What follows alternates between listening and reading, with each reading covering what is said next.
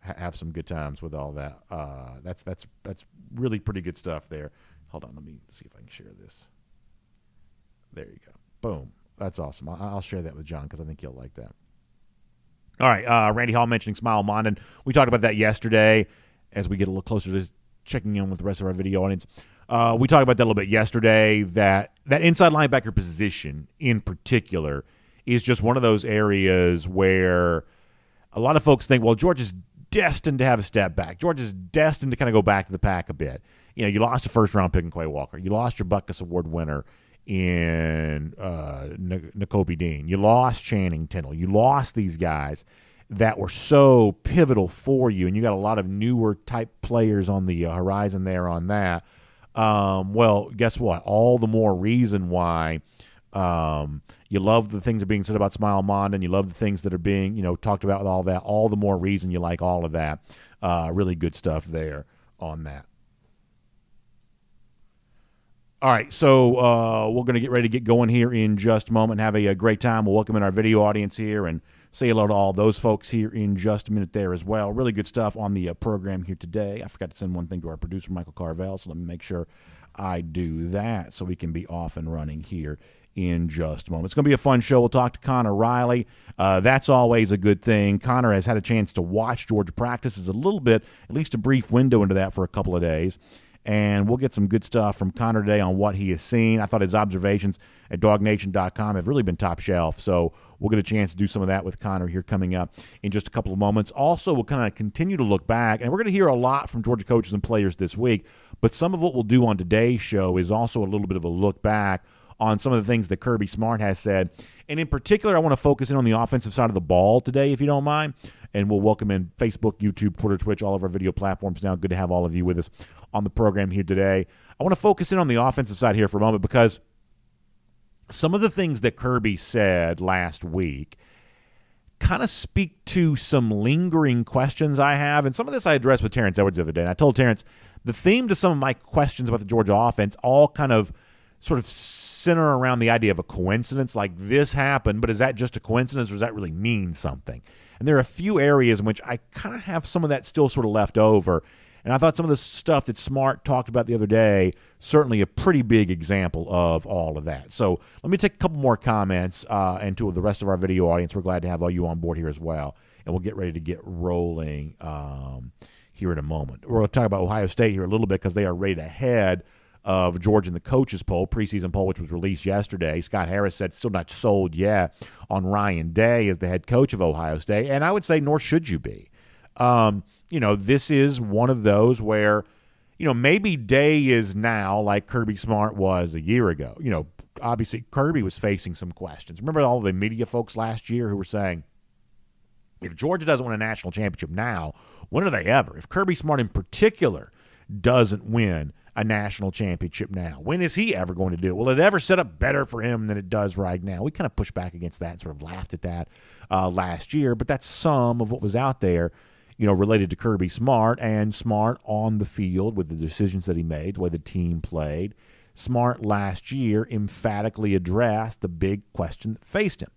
Ryan Day for Ohio State is going to have a chance to do that this year, and maybe he will do that. Maybe Day will prove himself this year to be more than just a sharp offensive mind, more than just the kind of guy that sort of looks the part. He's sort of the scruffy beard dude, the same way that all the other offensive-minded NFL head coaches are.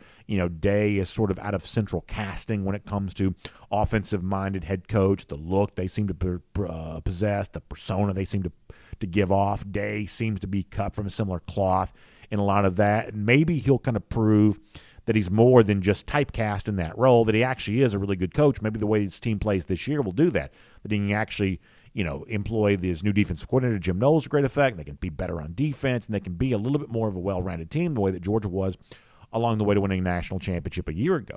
But if he doesn't, if this is another year where Ohio State kind of feels like what it has been, then some of the stuff that Jim Harbaugh said about Day a year ago starts to feel like maybe there's a ring of truth to it, that he really is a guy that is born on third base and thinks he hit a triple. You've got to take the resources, the talent, and all of that you have at Ohio State, the choices you've made about how to define the program, the playing personality that you've given it. You've got to take all that and make this into something. And if you don't, then I think it will be open season on asking questions about Ryan Day and asking some of those even going into this upcoming year. I don't think that's unfair at all. Hemingway says he's also not buying into the Ohio State hype, and I'm right there with you on that. Speaking of the state of Ohio, Ohio Dog checks in to say, I'm excited to see all of our – let me get Ohio's comment here. I'm excited about seeing all of our dogs play at the next level. I found myself cheering for them more so than a specific team. Yeah, I mean, it is really fun how Combine obviously dominated by UGA stories, which led to a very prolific NFL draft for the Dogs. And thus far in training camps, I think you've heard a lot of good things about a lot of dogs. You know, Pickens in Pittsburgh, James Cook in Buffalo, the video of Jordan Davis. We saw Trayvon Walker and Zamir White on TV the other night. There's even some rumblings in Las Vegas about what they even trade Josh Jacobs now. So, I mean, thus far, you've got, pretty good bit of positive chatter related to UGA players, which I love to see as they move on to their NFL career. So that is what's going on there. But let's get ready to roll on our program now. So for all of you across all video platforms, happy to have you with us. A little bit of recruiting news yesterday. Georgia got a commitment from a very good-looking 2024 running back yesterday. We have a decision date for one of the biggest targets left on the board for the Dogs in the 2023 class. We'll do some of that. Connor Riley on the scene in Athens as Georgia gets going with its preseason camp here. Where Georgia fell in the coaches poll, maybe what that means in one respect, actually maybe a little respect shown to the Dogs. But off the top, a lot from Kirby Smart on what he's seen from his Georgia offensive players in particular, and we'll let that lead to some questions for us about whether this is a good or a bad thing, or maybe just a thing. We'll talk about all of that. We are ready with the audio, right, Michael? We're good to go on that? Okay, so that's awesome. So we're glad to have you with us. It is DawgNation Daily, the daily podcast for the Georgia Bulldogs fans. It's presented by Engineered Solutions of Georgia, and it begins right now. Today's episode of DawgNation Daily is brought to you by Engineered Solutions of Georgia. Dial 678-ESOG now for a solution to your foundation and waterproofing problems. Presented by DawgNation.com. This is DawgNation Daily, the daily podcast for Georgia Bulldogs fans. Here's your host, Brandon Adams. This is the time of year, and I hope you can feel it the way that I can, where it just sort of starts to feel like the season is getting closer. Now, I know that sometimes it seems like these last few days in the month of August, maybe it feels like they tick off more slowly than some of the other stuff did because all of a sudden your emotion just kind of gets the best of you. You kind of get to a fever pitch and all that, and I do get that. But the thing that I take great comfort in, all the really interesting updates that are coming out of Athens, around the Georgia practices. There's going to be an entire week's worth of really fun press conferences here this week. We'll get more into that later on in the show. But you ought to be visiting DawgNation.com frequently. You ought to be going to the DawgNation YouTube page pretty frequently because that's where the sort of the best repository, if you will, fancy word there, but the best repository for all of the press conference content that comes out. Check DawgNation.com regularly. Check the DawgNation YouTube page regularly because you're getting a lot of news coming out of Athens as Georgia kind of goes through its sort of camp phase of summer practices right now, or I guess fall camp, you want to call it that. They go through kind of their camp phase where they're working on themselves and trying to be the best they can be, eventually turning the pages at Oregon preparations, which will be here before you know it, and we're just getting a lot of that right now. And in light of what we got last week, I still sort of have that Kirby Smart press conference that kind of kicked this off on Thursday. I still sort of have that on my mind here a little bit. And some of the things that Smart said, I think kind of played in pretty well with a lot of what we've been talking about around here on a pretty regular basis about what the Georgia offense is going to look like. And over the course of this offseason, we've really been pretty bullish on the Georgia offense here this year. We look at 2 years with Todd Monken, and we see major improvement year over year in 2020 compared to the previous year before Monken got here in 2019. And in 2021, against full schedule and everything along those lines, on the way to a national championship, Georgia also took another big step towards improvement in 2021 compared to where Monken had been in 2020. So it becomes very reasonable to assume that there's even more improvement that can be in store for 2022, that another big step of progression can be taken. But while we generally believe that's what's going to happen, we are also specifically trying to drill down on exactly what that means and exactly what that would look like and what is exactly the recipe for Georgia to get this offensive improvement that would continue a pattern that's been in place in the first 2 years under Todd Monken. And some of the stuff that Kirby Smart talked about when he met with the media for the first time fall camp last week, I think illuminated some of that, but it also just kind of left some lingering questions in the air about other parts of this. So let me kind of go through a little bit of this. And at the end, I'm going to play three clips from Kirby. And the last one I think might be the most interesting because it's an example of Smart maybe going into a little bit more detail on a topic than sometimes you think he might. Sometimes you sort of think Kirby just sort of tries to avoid saying anything interesting in press conferences, but there are moments in which Smart actually volunteers some interesting information.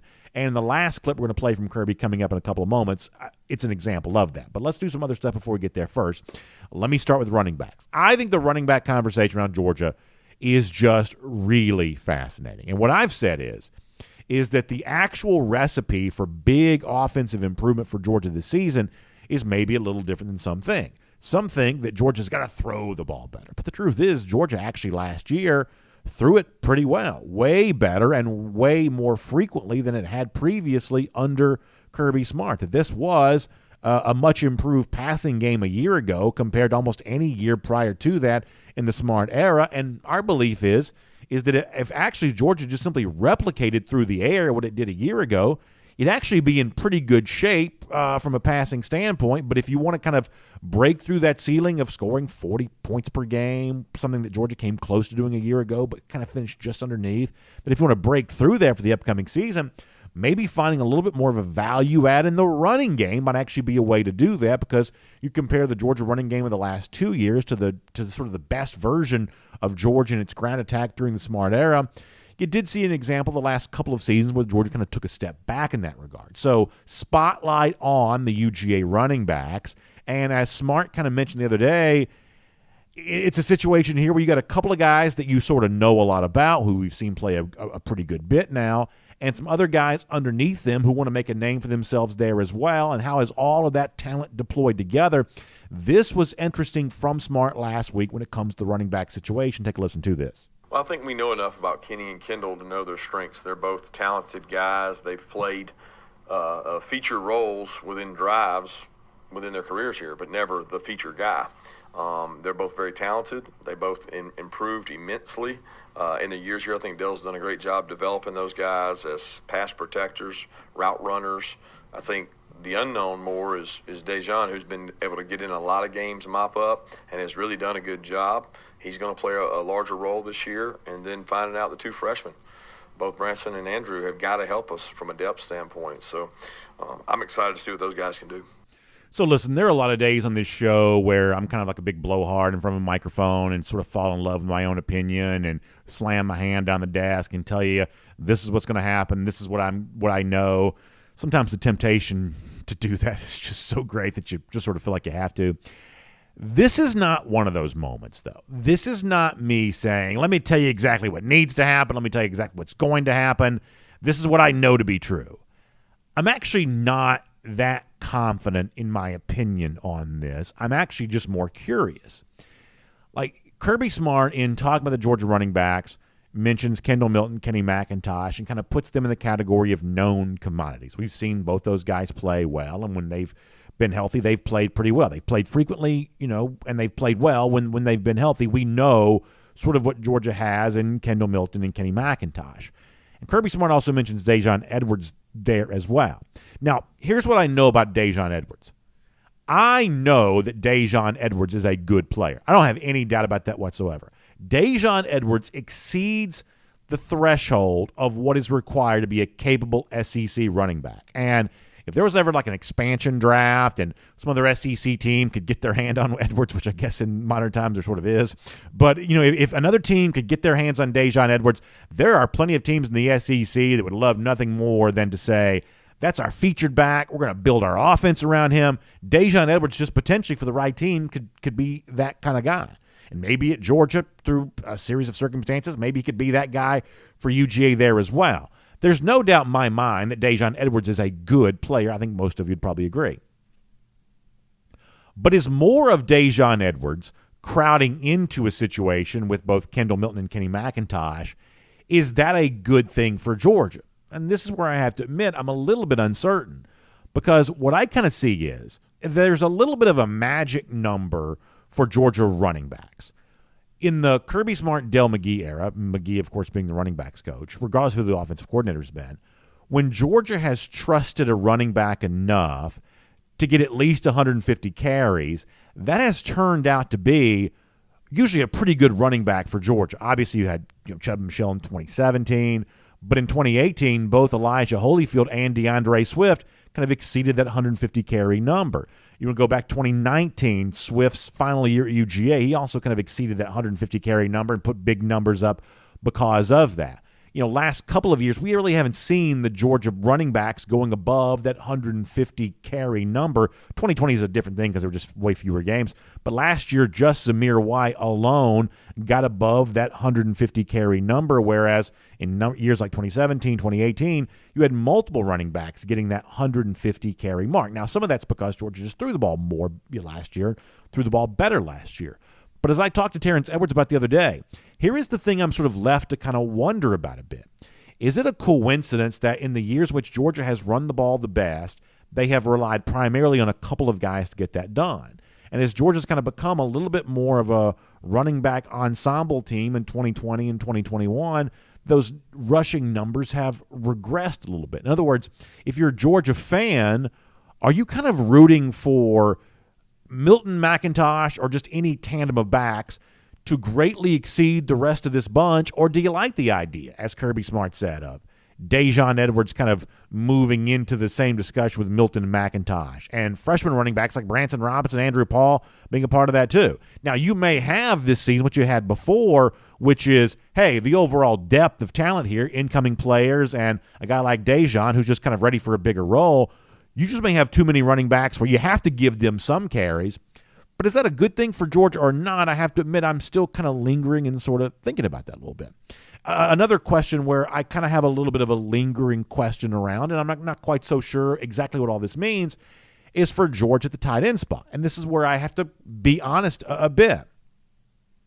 For as exciting as every Georgia fan is justifiably about the state of this tight end room, in my mind, I have been left to concede that I don't believe there's going to be enough snaps and footballs to go around for everybody to kind of have the sort of top-end projection of what their stat line could look like. That for as many great tight ends as Georgia seems to have the potential to have, there's probably only room for a couple of them to have great years. And from that standpoint, obviously Brock Bowers would obviously seem to be one of those guys. And my bet for the next guy on that would probably be Eric Gilbert. In fact, it's not probably, it would be Eric Gilbert. And so that means if we're doing like a fantasy draft of Georgia football players, I probably wouldn't draft Darnell Washington as high as some of you might, but that doesn't mean that I don't think Washington has great potential. I just see sort of a crowded situation where, hey, if this guy's having a great year and this guy's having a great year, at some point in time the math just sort of catches up with you, and there's not room for everybody to have a great year. But the other day, we were talking about this in the show too, I said, is it a coincidence that the big year for Brock Bowers happened to take place shortly after an injury from Darnell Washington? In other words, did the way in which Georgia fed Bowers happen in part because of the fact that Washington got hurt, and had he been healthy, maybe he would have been somewhat fed in that same way, and then maybe he would have had a chance to kind of have a larger role in the offense, that some of what went to Bowers might have actually kind of been shared with Darnell Washington. And on the basis of some of the stuff that Kirby Smart said last week, is there a chance that maybe I'm actually underrating Washington's chance to have the big year offensively and obviously match with his performance and his stats what we can obviously see as incredible physical gifts and incredible talent? The touchdown even in the loss to the SEC championship game against Alabama sort of shows how he can be used in a red zone situation. Obviously had the great game against Cincinnati in the bowl game a year ago. Go back to 2020 and what he did on the road against Missouri, that there's clearly talent there. But is it a talent level that puts him ahead of a Gilbert, puts him alongside a Brock Bowers, keeps him ahead of an incoming freshman like Oscar Delp? I have to admit there's a part of me that hasn't been quite so sure. But when I heard what Kirby Smart said last week, it did sort of cause me to rethink some of that a little bit. This is very interesting from Smart on Darnell Washington and the development that he's been showing behind the scenes there at UGA. I give Darnell a lot of credit. He's worked tremendously hard at putting himself in the best shape possible. When he got injured, which I think was over spring break, going into spring practice, we thought he was in the best shape he had been in since being here. Both body fat composition, body weight, conditioning level. I mean, he was really running well in our off-season conditioning program, and we were looking forward to spring. He re-injures his foot, and from there, he couldn't train the same, and he couldn't do the same things, and he's really in a good spot. You know, he's a guy that, you know, I came in on Sunday, and he's out there running on his own on a day that was off. He's got a purpose. He's practicing to be driven. And excited to see, you know, what he can do. It's going to be important that we get him in good physical conditioning shape to be able to go during this training camp. So when I hear Kirby Smart right there, it makes me rethink the opinion that I believe that I have. If you're going to set a yardage total for Brock Bowers, I'm betting the over. I believe he gets to 1,000 yards this year. If you're going to set the yardage total for Eric Gilbert, whatever the reasonable total for that is, I'm probably betting the over on that. I think that Gilbert can have a really special season. And just knowing that there's just not, you know, a million footballs to go around and not a million snaps to go around, that I'm taking the over on Gilbert, if I'm taking the over on Bowers, then I got to take the under on somebody because the success of the other two probably comes at the expense of somebody else, and therefore maybe I might would have taken the under on Darnell Washington. But when you hear Kirby Smart speak the way that he spoke last week, all of a sudden I'm left to conclude, well, gosh, is there a chance I'm as wrong about this? I've been about other things in the past, because let's face it, I've been wrong before. All of us have. Hearing Kirby Smart say those complimentary things about Darnell Washington right there lead me to conclude, hey, maybe he shouldn't be counted out to be that next tight end alongside what we, you know, expect to see from Brock Bowers here this season. So to sum this up so far, running back, lingering question for me is this a two-headed monster at running back for Georgia this year with McIntosh and Milton, or do guys like Dejan and the freshmen, do they kind of creep in on this too and make this a little bit more of a running back by ensemble? I'm not quite so sure what the answer to that is, and I'm not quite so sure what's best for Georgia. When it comes to tight end, is it obvious that Eric Gilbert is the next tight end next to Brock Bowers, or is a guy like Darnell Washington, maybe even an incoming freshman like Oscar Delp, are they going to have something to say about this in terms of who that second tight end is and all of that? That's another lingering question I sort of have. Then finally there's this, because we got to move on. The other thing that Kirby Smart talked about on Saturday, or not Saturday, last week when he was speaking, which I thought was really pretty interesting, is about how the decisions at tight end and who's on the field and how many of those tight ends are on the field kind of also sort of bleeds into the wide receiver conversation there as well, especially for a guy who, you know, maybe like Kearis Jackson, who if he's on the field, that kind of takes away that extra tight end you could have on the field. And for a decision maker like Todd Monken, the offensive coordinator who's pushing all those buttons, you know, do you want more receivers on the field? Do you want more tight ends on the field of the various position groups? How do you kind of put all these guys out here so you have the greatest opportunity to put the defense in conflict? And if the tight ends are as good as we think they can be, what does that mean for the Georgia wide receivers, specifically a guy like Jackson, who seemingly is far healthier now than he was for most of 2021? This is that example I was telling you before of Kirby Smart actually going into detail and giving you a little bit, I think, of sort of the inner workings here, the thought process of maybe what Georgia's considering as it decides which 11 to have on the field on offense. I thought this was really good. Once again, Kirby from last week. Kearis is a leader. He represents our university the right way. He's on part of so many committees and boards, and he seems like he's been here forever. So I really appreciate what he's done in that regard. He's been a team player. He's got to continue to improve. He knows the competition to create value is, you know, he's also competing with the tight ends, because when he's on the field, one of them's not. So for him, it's very important that he knows his role, he understands his role, and he creates value in the way he plays, whether it's special teams or at wide receiver. So listen, I think that's incredibly fascinating, and we'll talk to Connor Riley in a moment. And you know, Connor has really suggested that he thinks that Kearis Jackson could be in line for a great year. I mean, the bottom line on all of this is that big picture, I think there could be a lot of good things in store for the Georgia offense this season. But kind of more small details, what are the component pieces that get put together to add up to all of that?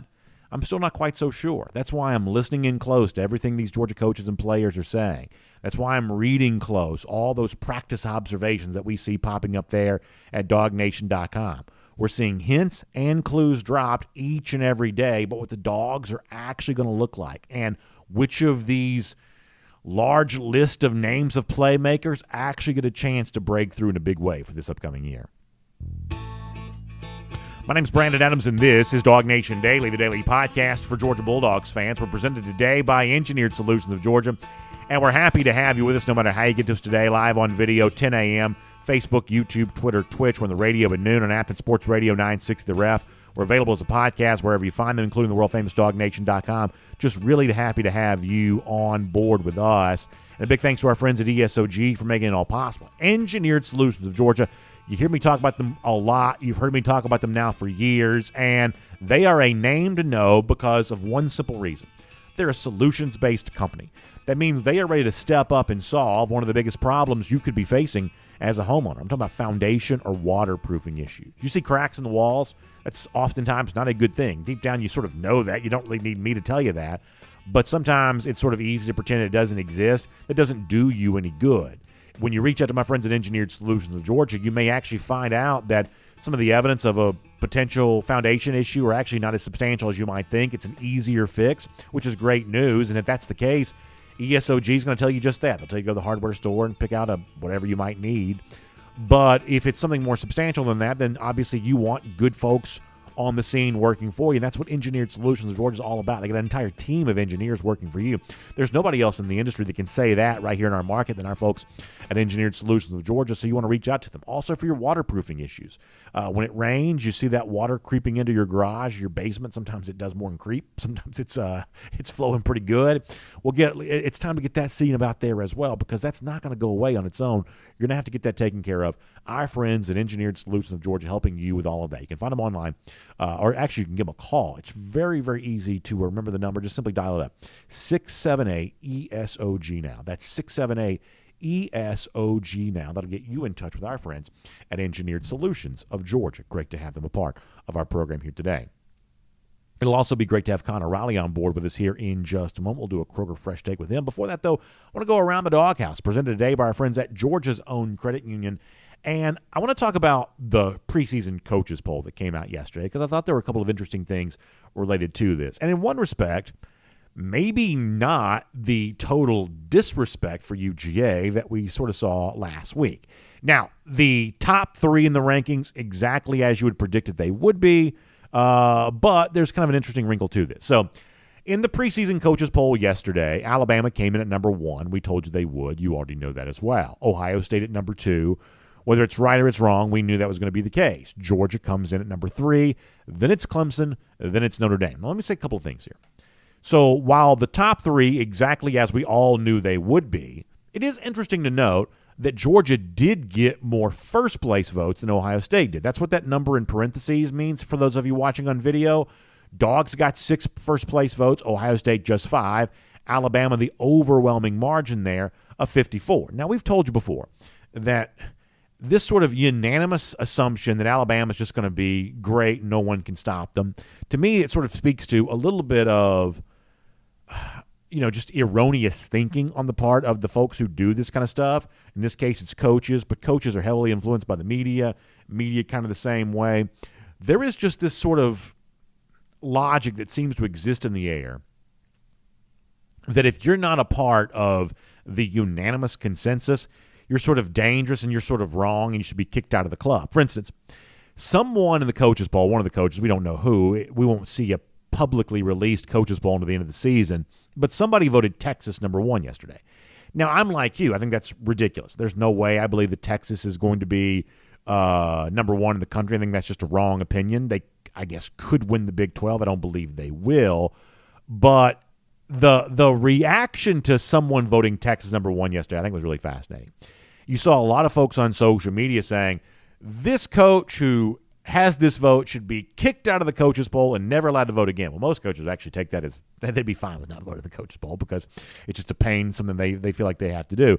But most coaches would be sort of fine, not to do that. But the point is, anybody who doesn't sort of fall in line with the unanimous consensus should be kicked out of the club, because to be in the club, you must believe everything else that everybody in the club thinks.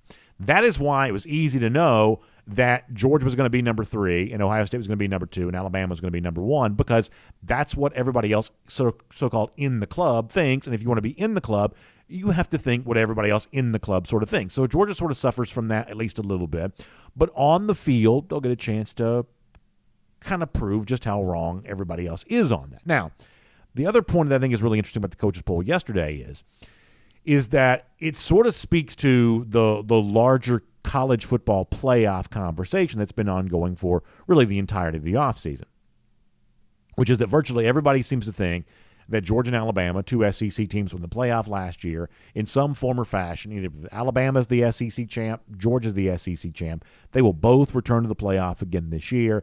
And they'll be joined by Ohio State, a team that was not in the playoff a year ago, but is the overwhelming favorite in the Big Ten. That those 3 teams are kind of already in the playoff, and all they can do is play their way out over the course of the season. But as we've told you plenty, that still leaves one more team that has to be in the playoff. And I don't think this is an easy question to answer. Our assumption around here is that the most undervalued team for that playoff spot has probably been Oklahoma, although some of the off-field stuff with the Sooners the last couple of days maybe cause you to question that a bit. More on that before the show is done. But Oklahoma has been one of those teams that I've given some consideration to. But the coaches poll kind of rubber stamps Clemson, who also has the 4th best betting odds to win the national championship here for this upcoming year. So that's kind of the takeaway for the coaches poll there in 2 respects. That Georgia, for the most part, kind of falls victim to the same groupthink that we knew it would, although there were at least a few people who still think that Georgia can win the national championship for the upcoming year. And for the most part, right now, Clemson looks like that 4th team most likely to join the big 3 in the college football playoff. But we are far from certain about that, because the drop-off from 3 to 4 is actually pretty substantial right now, maybe even greater than it is between 4 and the rest, the top 25. That's how big the chasm is for that top 3 there at the moment. And the coaches poll yesterday would seem to be more evidence of that. It's Around the Doghouse. It's presented today by our friends at Georgia's Own Credit Union. And listen, Georgia's Own Credit Union's got a great thing for you right now that I want to make sure that you are aware of. I'm talking about those Georgia's Own Visa Signature and Platinum cards. This is a great way to pay for all the great things that you're doing, whether it be traveling or dining out or having fun, whatever you got going on. The Visa Signature and Platinum cards from our friends at Georgia's Own Credit Union is just a great addition to your wallet, to your purse, whatever you have there, because first of all, it includes contactless payments. That's a real convenient thing. But you can also, when you use the card, you can earn Flex Rewards, which can be traded in for gift cards, or cash back, travel, merchandise, pretty much just about anything. You get all kinds of great Flex Rewards, and you can also earn up to $150 when you open a new Platinum or Signature card. And there are some restrictions that apply, so why don't you check out the website. It's georgiasown.org for more details. That's the word Georgia spelled out. georgiasown.org for more details on that. It's great to have Georgia's Own Credit Union as a part of Around the Doghouse here on DawgNation Daily here today. It's also great to have Connor Riley on board, too. Connor's had some really interesting practice reports at DawgNation the last couple of days, really watching closely what's been going on at UGA practice. And for those of us who can't be there, who haven't been there, that's a really valuable resource. So what do you say we talk to him about that and a whole lot more? We call it a Kroger Fresh Take. Glad to have him and all of you with us here today. From Athens and across the SEC or wherever the recruiting trail may lead, here's a DawgNation.com insider. We will say hello to Connor Riley here on DawgNation Daily and our Kroger Fresh Take. Glad to have Connor with us as a part of the program here today. And Connor, I do want to get into more detail with you coming up in a moment about that practice reports and the things you've seen thus far from Athens, the thing you've heard from Georgia coaches and players. We'll hear from more of them this week, including some today there as well. Before that, though, any takeaway from you on Georgia being at number 3, pretty much exactly where we thought they would be? Did get at least one more first-place vote than Ohio State did. This is higher than Georgia started in the coaches poll a year ago, of course. But what's your overall takeaway to the first official poll of the season and the Dogs being kind of tucked right in there underneath the Alabama Crimson Tide and the Ohio State Buckeyes? Yeah, I'm hoping that this season isn't as anticlimactic as I thought the coaches poll was going to be.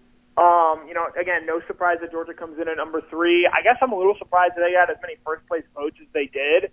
But maybe that, just speaks to the coaches poll. I think when the AP poll comes out next Monday, we might see a lot more uniformity in terms of who that first team is. I think the big reason why Ohio State is ahead of Georgia right now is because they have C.J. Stroud and Georgia has Stetson Bennett, and I think the perception difference there is what makes the difference, as opposed to, even though Ohio State, I think, has just as many, if not more, questions about its defense than what Georgia does. So I'm not surprised there. I'm not surprised Clemson is there at number 4. If you're looking for a team that's trying to sort of replicate and follow that Georgia game plan last year of elite defense, front to back, dominant front, good guys you can play in the back end of your secondary, Clemson sort of does fit that mold, and they don't necessarily have to go through the toughest schedule in the ACC there. So I get why they're number 4, but I do think that, those 4 teams, there's a reason there are those 4 teams, and the current perception of college football exists to where it is sort of a widening talent gap between those teams at the top and those trying to keep up. Well, there's no doubt about that. There's a huge chasm, it would seem to be, in place between those top 3 and everybody else. But this is where, I have fun talking to fans at tailgates or in our comment sections on shows like this, message boards like our forum at forum.dawgnation.com, because there's just sort of a wide variance of opinion. A lot of people think a lot of different things. Some of it's sort of crazy, but even the crazy stuff can kind of be interesting sometimes. Whether it be coaches voting the coaches poll or media voting the AP poll or just sort of the larger conversation that ends up influencing a lot of these votes, to me, what gets to be annoying is the wrong word. I guess sort of boring is the fact that the closer you get to like the top of the college football food chain, the coaches, the sort of fancy media that votes in the AP poll, the more everybody just sort of seems to think the exact same thing, and you can't be smart unless you think exactly what everybody else thinks. And that to me is always sort of a weird thing when like the official polls start coming out, which is just how similar they all are, right? I mean, it's like, 54 first place votes for Alabama. Obviously, the Tide may win the national championship. I don't know that any of us would be all that surprised necessarily if they did, but the idea that so few people have any questions about a team that's this transfer laden, about how those transfers kind of fit in together. Nick Saban's already sort of talked about a little bit of a tough transition for at least one of those high-profile transfers, which we'll get back into more before our show is done here today. I always find it interesting, Connor, just how unanimous the opinion is the closer you get to the top of whether it be the coaching or the media food chain when it comes to college football. Yeah, but I think this year in particular, with the way recruiting has gone in recent years, it makes sense that those teams at the top have separated, because they have, in recruiting rankings, so farly separated from everyone else. And you say this all the time, recruits know first. Yeah. They know that there's probably realistically only 3, 4, 5 teams out there that are able, in the current way college football is set up, with so many guys clustered from those 2019, 2020, and even 2021 recruiting classes to a certain number of schools, that you're going to have it be that way. I'd also point out, I think Alabama probably has the 2 best players in the country in Bryce Young and Will Anderson. I think they're a deserving number 1 pick. And so I get and understand why they are the way that they are. Plus, I mean, somebody voted Texas number 1 overall and sort of buck away from the trend. And whoever that coach was should rightly get blasted for it, because that was a team that won 5 games a season ago. So I see your point there. But then, you look at someone who goes out and votes for, say, Texas, or, wants to put a Notre Dame with a first-year head coach up there higher than perhaps others do. I can understand why people all sort of certainly think the same way that they do. All right, let's talk about Georgia practice here the last little bit. There's been a lot kind of going on with that. And I think your practice reports have been really interesting. Maybe the most interesting thing is the continued, I'll call it emergence for Devin Willock at left guard. That's not always the sexiest topic. But, Connor, you know how important those 2 guard spots have been for me this offseason. Love hearing healthy reports as it relates to Tate Ratledge. You had a good story about him at DawgNation.com the other day.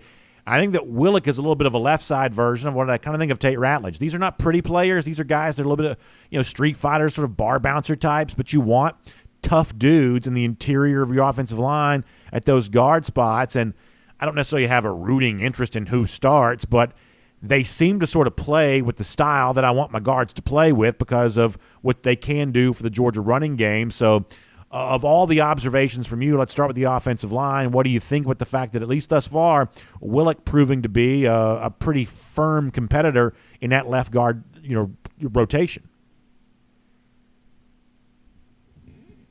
Sorry about that. Yeah, so I think just the biggest thing in looking at them out there in practice is how much bigger Georgia is if it is Willick and Ratledge.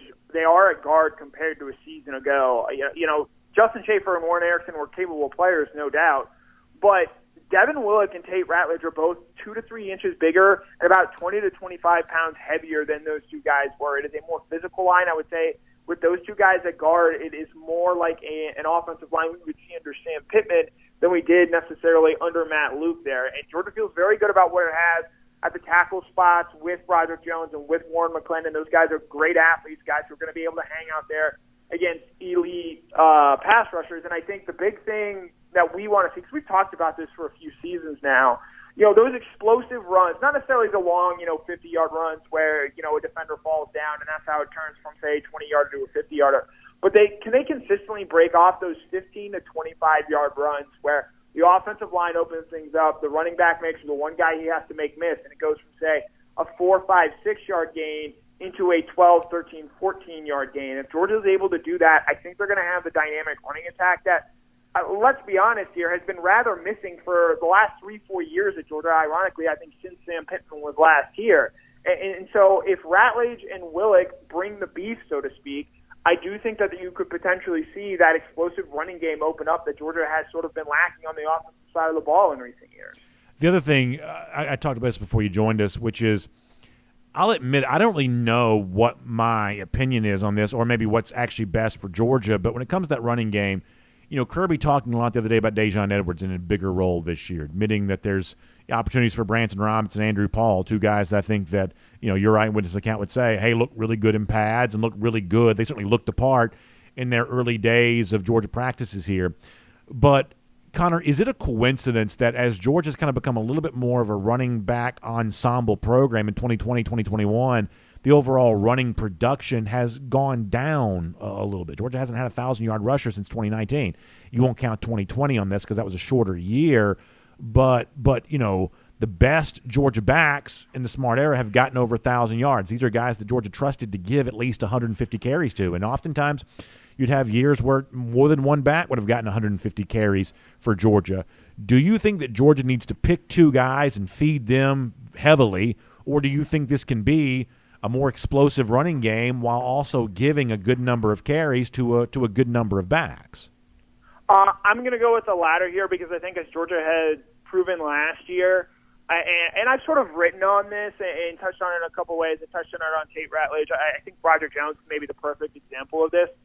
Georgia is not in a let's focus in on game 1 and how much this matters. Let's focus in on game 8, how much this matters. Let's focus on, 1,000 yards rushing, 800 yards receiving, 3,500 yards passing, etc. This is a game 15 program now, not a game 14 program, not a game 13 program. This is a game 15 program where it matters most about what you are and what you're able to do at the end of the year. And so, yes, Zamir White did not have over 1,000 yards last season, neither did James Cook. But Georgia, when the game absolutely needed to, they knew who they were going to give the ball to. They knew what they were going to be able to do, and they were able to execute there and have some of those big plays that you saw in the second half of that national title game. And so, while I understand the perception out there and the worry that comes with, not having a 1,000-yard rusher, not giving into that, I think this program knows that the most important thing right now is how is this team going to be set up to play in that 14th game, to play in that 15th game. And so that is the sort of concern that they have there. Now, if it ultimately comes out that, running backs are worried about the production level at Georgia, and by running backs I mean recruits, maybe you do think about potentially changing that up and how you go about that. But right now, I don't think this is a team that is particularly worried about how many rushing yards, say, Kendall Milton and Kenny McIntosh are going to finish with. I think it's far more important for them that they have guys they know they can lean on in that 15th game, in that second half, because that is when championships are decided. One of the other things that I talked about before you joined us here today was I've been very high on, say, Brock Bowers and Eric Gilbert as the two top tight ends for Georgia, that if I were, over-under on reasonable stat lines for both those guys, I'd take the over on Bowers taking the next step here in year 2. I'd take the over on Eric Gilbert just simply because I just think he has a chance to be a breakout star. And if I'm taking the over on those two guys, then I'm probably forced to take the under in terms of the expected production for other tight ends, such as a guy like Darnell Washington. But, Connor, hearing Kirby talk about Darnell last week, and I played this audio before you joined us here today, hearing Kirby talk about Darnell last week, about what he looked like prior to the injury a year ago, and just kind of an overall kind of complimentary tone that Smart struck in discussing Washington, it led me to believe that maybe my evaluation might be wrong and that maybe Darnell still has a lot to say about what the pecking order of tight ends for Georgia this season is eventually going to be. You're watching him at practice. You're listening closely to Kirby Smart. You actually heard from Darnell himself the other day. What do you make of all of that? I'm not surprised by that, just because when you look at, let's go with those top 3 tight ends, and you could even lump, say, Brett Seither and Oscar Delp in there as well. I would say Eric Gilbert is a lot closer skill set-wise to Brock Bowers than Darnell Washington. And given what we saw Georgia do, I think, a season ago with John Fitzpatrick and Darnell Washington, I think Darnell is poised to absorb a lot of the snaps that John Fitzpatrick played, in that, sure, Darnell might not have the season that Brock Bowers had a season ago, but with what he brings as a blocker, with what he brings from a physicality standpoint, that's going to put him on the field a lot more. And so because of that, I think he is ahead of Eric Gilbert in the pecking order, whereas Gilbert, I think, is competing a lot more closely with Brock Bowers. And because of the fact that Washington is sort of in his own sort of role that, let's be honest, I don't think anyone is capable of replacing. There are few humans capable of doing what a fully fit Darnell Washington is capable of doing. I do think that he is a little bit ahead of Eric Gilbert there. And we've talked before about how I feel about Bowers. I think he's going to have a phenomenal season. Does he do what he does a season ago? I don't. I think this is going to be a team that wants to get its wide receivers more involved, in part maybe because of the negative recruiting that is going on when it comes to that position, in part because I think if they're healthy this year, there is a lot of talent in that room. I've spoken before about Kyrus Jackson. I'll say Dominic Blaylock looks really impressive in practice right now. And yes, it's practice, and he's got to show that he can be healthy throughout the course of the season, but he looks like a noticeably better player this year. Marcus Rosemy-Jacksaint, Arian Smith as well. I think because of all that, as much as we spent time talking about the tight ends this season, I do think that the wide receivers are going to eat into that production maybe a little bit more than some people out there are thinking.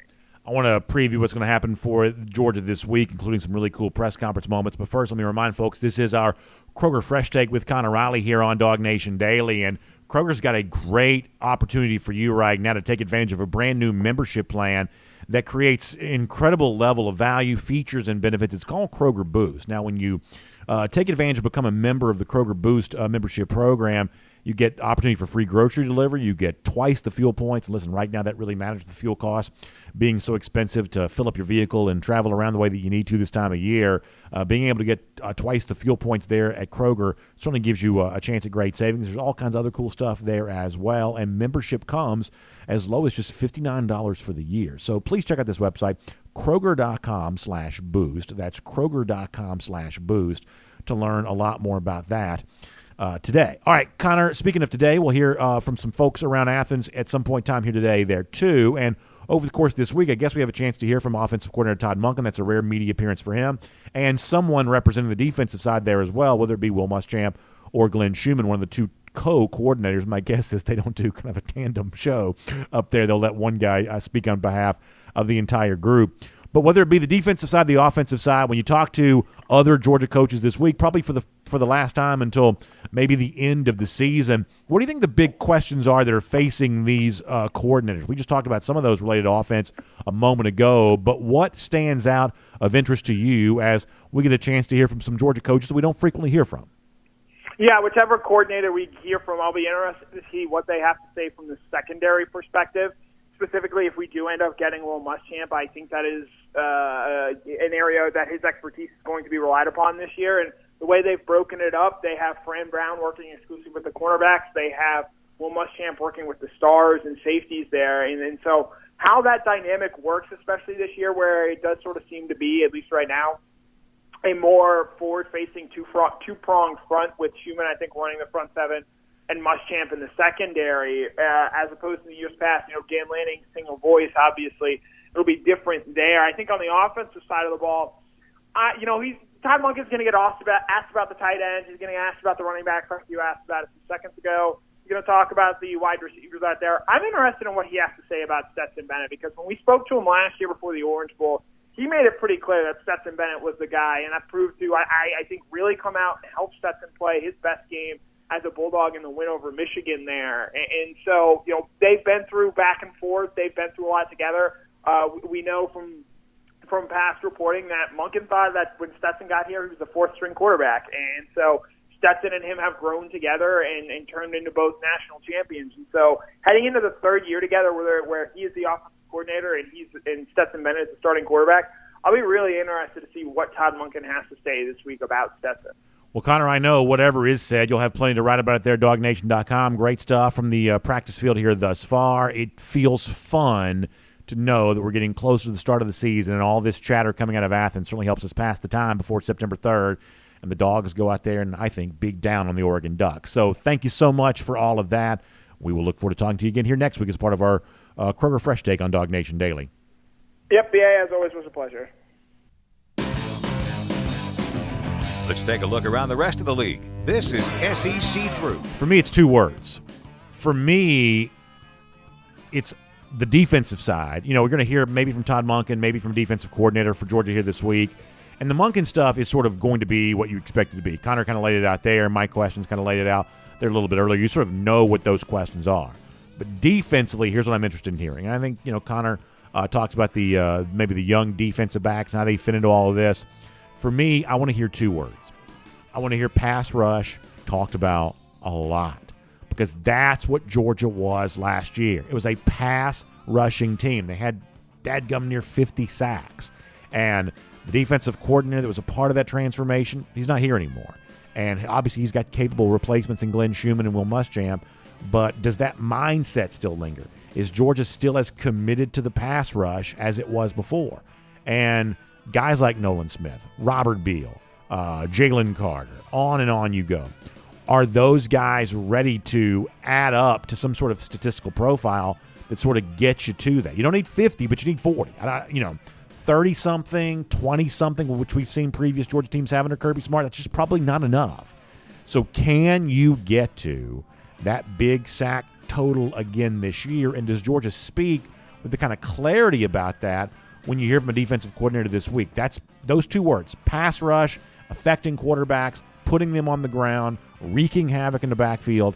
That, for me, is as interesting as anything I think you can hear from Georgia coaches, players this week, and I hope we hear those two words, that phrase, used a good bit. We got a lot of other SEC stuff to get for you here. Let's also get ready to go cruising around the SEC, courtesy of Royal Caribbean. The good news is you still have a little bit of time to take advantage of the great sale from Royal Caribbean for cruise sailings, whether you're thinking about the end of 2022, heading into early 2023. Still got some time this week to take advantage of what we've been telling you about, which is that kids sail free promotion. So you want to take your entire family on a cruise vacation, you can do that right now with kids sail free, courtesy of Royal Caribbean. You can also get 30% off everybody that you're taking with your cruise party there as well. So 30% off all cruisers, kids sail free. These are big sale opportunities right now from our friends at Royal Caribbean, and you can take advantage of that. So our friends at the Cruise and Vacation Authority can help you get booked up on all that. You can find them online, tcava.com. That's tcava.com. You can also give them a call, 770-952-8300. That's 770-952-8300.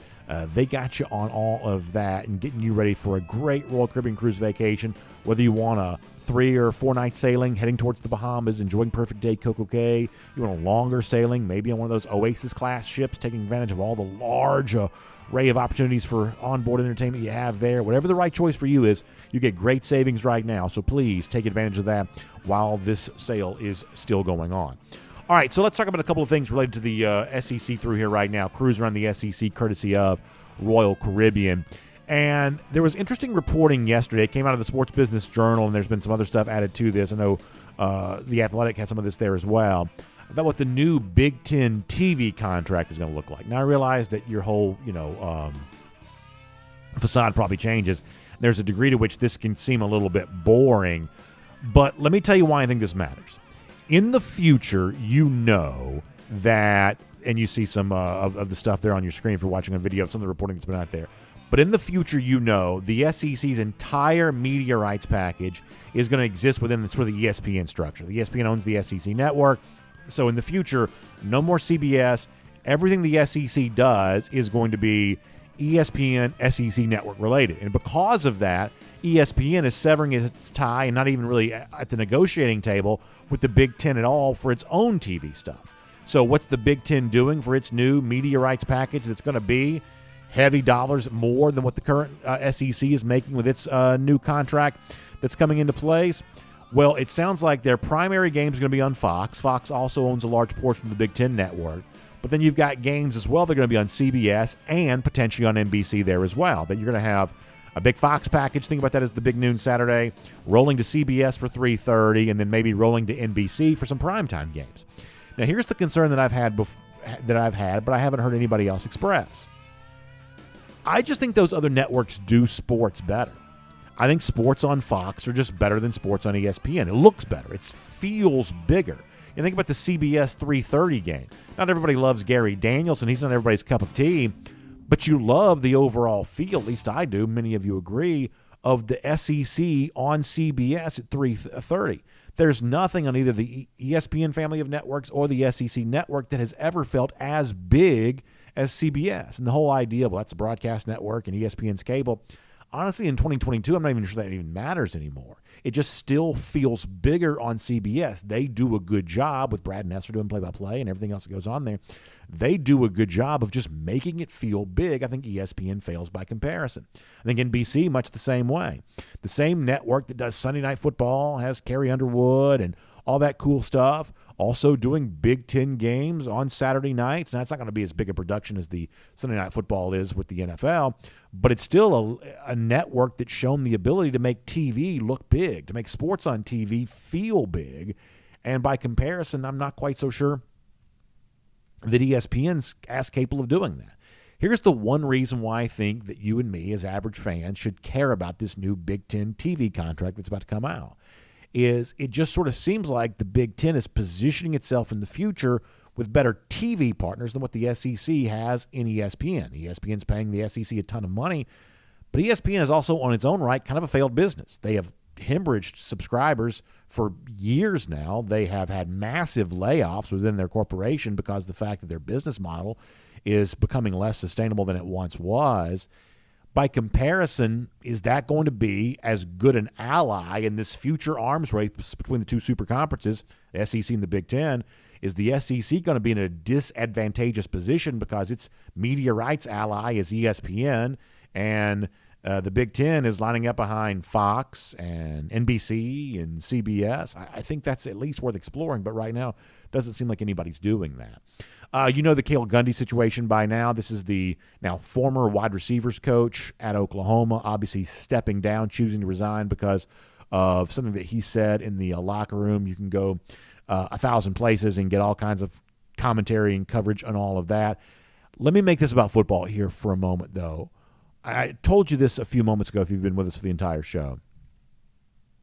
I sort of think like Oklahoma is a little bit undervalued in the upcoming playoff conversation. When you think about Dylan Gabriel at quarterback, landscape in the very manageable Big 12, what Brent Venables has a chance to do, bringing a level of toughness and physicality that Oklahoma did not have under Lincoln Riley, then I actually think that Oklahoma is a little underrated in terms of the playoff discussion. And now because of this sort of very odd and weird controversy, I'm kind of left to wonder, well, how much does that change what I thought of Oklahoma prior to this? I believe Oklahoma's season win total is at 9.5, meaning you can bet either the over that or the under that, more wins than that, fewer wins than that in the regular season. I don't have to tell you, I think the over on Oklahoma at what I believe is 9.5 is about as safe a bet as exists in terms of season win total plays for the upcoming season. And maybe the Gundy situation doesn't change that at all. And I'm not talking about him not coaching. I'm talking about just the distraction, the controversy around it. Maybe this doesn't change that at all. But I have to wonder, does it have to be priced in a little bit? And maybe do you kind of downgrade Oklahoma just a bit in your mind because of all of this? The fourth playoff spot is wide open. I can't quite buy into Clemson as full-heartedly as some people seem to, although they certainly have a chance to do that. The one team I've been kind of kicking the tires on a little bit is Oklahoma. And now you're sort of left to wonder, does that change now because of a very weird, unforced error, a very weird, bizarre controversy that's kind of popped up with a assistant coach kind of stepping down from there. So I saw where ESPN has kind of put out they do this every year. It's sort of like position universities, so-and-so is running back U or DBU or whatever else. I guess officially from ESPN, Georgia's considered linebacker university, and this is obviously well established by now, just in the Smart era alone, right? Between a couple of Butkus Award guys, 1 million draft picks, a lot of this going to the credit of Glenn Schumann. It's one of the reasons why, no disrespect to Will Muschamp, but the reasons that I sort of hope that when the Georgia defensive coordinator meets with the media this week, I sort of hope it's Glenn Schumann, because I think he's earned the right to be that guy. Not in comparison to Will Muschamp, who I think Georgia's very lucky to have, but just in terms of being the kind of young, up-and-coming coach who was only an off-field analyst when Kirby Smart first hired him at Georgia, but over the course of his time here at UGA has put so many draft picks into the NFL that suddenly you're left to say, hey, maybe nobody's better at producing linebackers right now than Georgia is, and some of that's outside linebacker there as well. But just keeping to the inside guys here for a moment, I think Glenn Schumann has kind of earned the right to be recognized. He's doing that some with his salary, of course, and a new title. But I kind of hope he's the guy that speaks for the Georgia defense here this week. No disrespect to Muschamp. I like him too. But just given what Schumann has kind of gone through in his emergence as a coach, I hope we get a chance to hear from him, because I think he is certainly a rising star. Speaking of which, the other SEC team that kind of got a Position U designation was Texas A&M. They were named Punter University, which I think is really funny. And it kind of speaks to the overall offensive frustrations that the Aggies have dealt with in the Jimbo Fisher era here thus far. They've been, pretty good in a lot of ways, and they've certainly recruited well. Even prior to NIL, they were recruiting pretty well. But they have not really broken through offensively yet. And I guess with that in mind, Jimbo Fisher kind of making some moves here. Let me see if I can give you all of this. So James Coley, you know him. He's, I guess, now moving over to do tight ends after having been with wide receivers. No, he's with wide receivers now after having worked with tight ends before. Let me correct myself on this. Damian Craig, who former quarterback, he is now working with quarterbacks after having been a wide receivers coach. That was kind of been what his college thing has been after having played quarterback at Auburn, has been a wide receivers coach, but he's now working with quarterbacks, I guess, there at A&M, and Darryl Dickey's now working with the tight ends. This is, I guess, depending on your perspective, maybe rearranging deck chairs in the Titanic a little bit, because the Aggies have not been good offensively. And last year, I think one of the things that really held them back, in addition to a starting quarterback just getting injured, was they just couldn't quite push those buttons offensively. They built their offense around Isaiah Spiller, the running back, and he only was a fourth-round pick. Jalen Weidermeyer, the tight end, they kind of built a lot around him. He didn't get drafted at all. That you just sort of saw an A&M team that seemed to have everything kind of but the offense. Now, I still give Jimbo a lot of credit, and I still think the reason why Aggies fans like him as much as they do is I think the people closest to College Station have the understanding of just how much of a transformation that program needed. Like, Texas is just this sort of weird place for football. I mean, the Aggies are like the only Texas team in the entire dadgum state that plays any defense whatsoever. And in the Kevin Sumlin era, they were as like pillow soft as any other Big 12 team, or sort of that kind of Western style of football. They were as pillow soft as anybody. And so bringing in that requisite toughness and physicality, Jimbo had to do that. That's one of the reasons why I think A&M fans kind of support Jimbo as much as they do, despite the fact they haven't won a ton, is because they know how dramatic of a transformation was needed. But now that you got the defensive stuff, now that you got the lines of scrimmage, now you got the running game there a little bit, can you add some offense to go with that? And I'm not quite so sure how much rearranging all these coaches is going to help you do that, but that's clearly what needs to be done there at Texas A&M. One more SEC through story I want to get to here. It involves Alabama. And the thing we've told you before is that while it's certainly not an invalid opinion to say Alabama ought to be preseason number one, nor is it an invalid opinion to say Alabama will win the national championship. These aren't, obviously wrong opinions. Opinions really can't be, necessarily, wrong until they're proven one way or another. But it's not obviously wrong that someone would pick Alabama to be preseason number one. But the one thing that almost no one at like sort of the highest level of like the media discussion, the true coastal elites, like the one thing that almost nobody seems to be saying, which I think probably deserves to be more part of the discussion than it actually is is how all these transfer players are going to fit together. All these, and one of our commenters over on the YouTube side kind of calls them the East-West Shrine Bowl team because of all the guys they sort of pluck from various rosters and now trying to find a way to get those guys to play together on the same team. How's all that going to work? It's not obvious that works perfectly. Now, it might because they're all talented, but in terms of the kind of needed team chemistry, you don't just necessarily wave a magic wand and get all of that. And with that in mind, one of the guys who is obviously expected to be a part of this is Eli Ricks, former defensive back from LSU. Still a defensive back. He's just a former player at LSU, now on the Alabama roster. So the other day, Saban was talking about him, and I want you to listen to this quote carefully because I think this kind of speaks to what we're talking about here a little bit. Saban says of Eli Ricks, he's made a lot of improvement. I think that Eli sort of, with the injuries that he's had and the time that he was off, it was really sort of a more difficult transition for him. So Saban's saying, hey, transitioning here to Alabama, been difficult. He mentions injury. But now listen, Saban goes on, and some of the stuff that he mentions actually doesn't have as much to do with injury. He says it's been a difficult transition for him physically, that's the injuries, but it's also been emotionally and mentally as well. To come from where he was to where he needs to get to be the kind of player that he wants to be, and we certainly want him to do that in every way that he can. So when I'm listening to Nick Saban there, I'm not hearing just a guy trying to recover from injury. I'm hearing discussion about a guy trying to fit in at Alabama.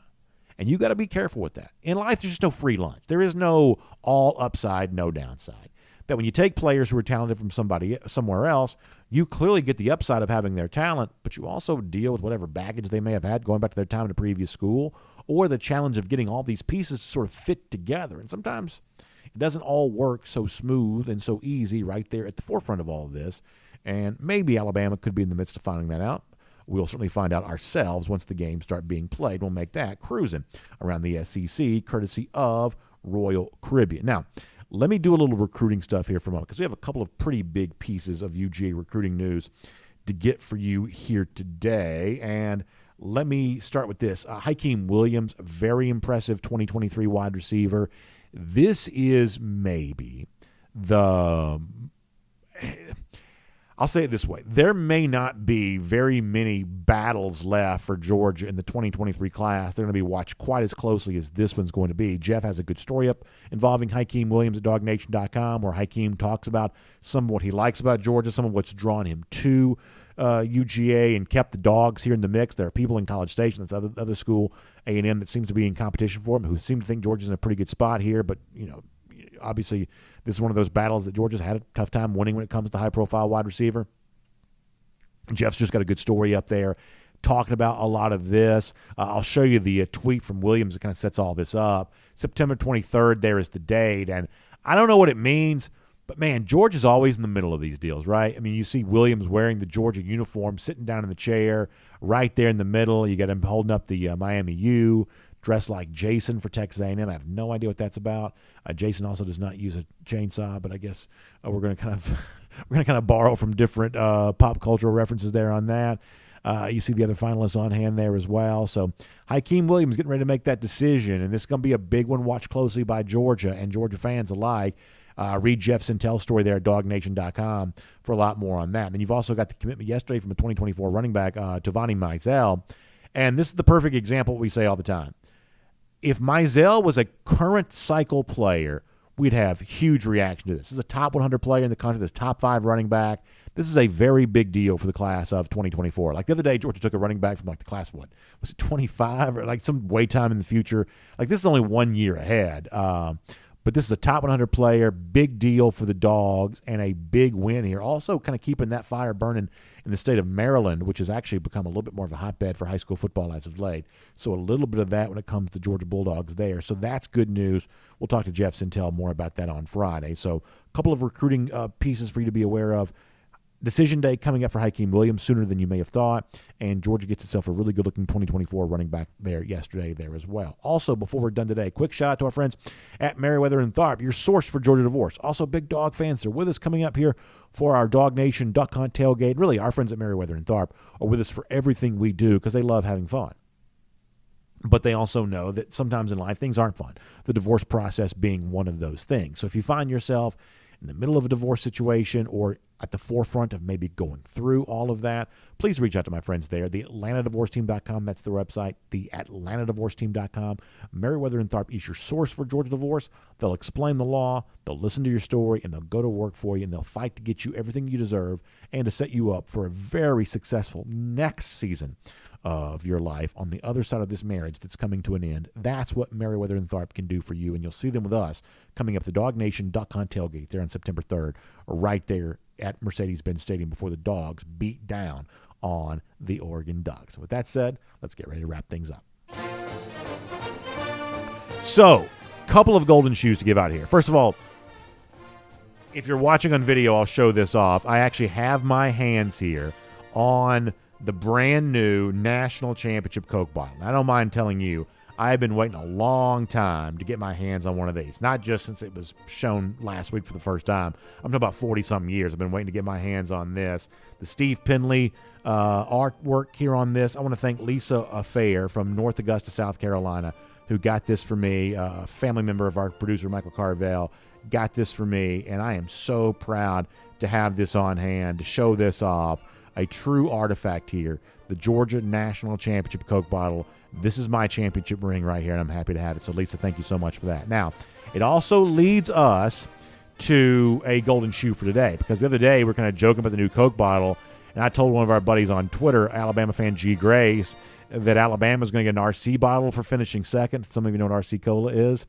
And so some of our folks online had some fun with that. Our buddy Frankie Fibonacci, who's always so good with this kind of stuff, kind of shares the new segment sponsor, and you see the RC Cola logo there on the screen. I love how that Frankie kind of makes his own a sponsor bug there and lower third with a little bit of a teaser. He's got Nick Saban making his latest excuse, picking on our buddy G. Grace, who's a Bama fan who comments on our show. Frankie, this is outstanding stuff, and you have quite a future in graphic design if you'd like to do that, because you're making DawgNation Daily look good right there. We'll even give a free plug to RC Cola on all that there as well. So very funny stuff, Frankie.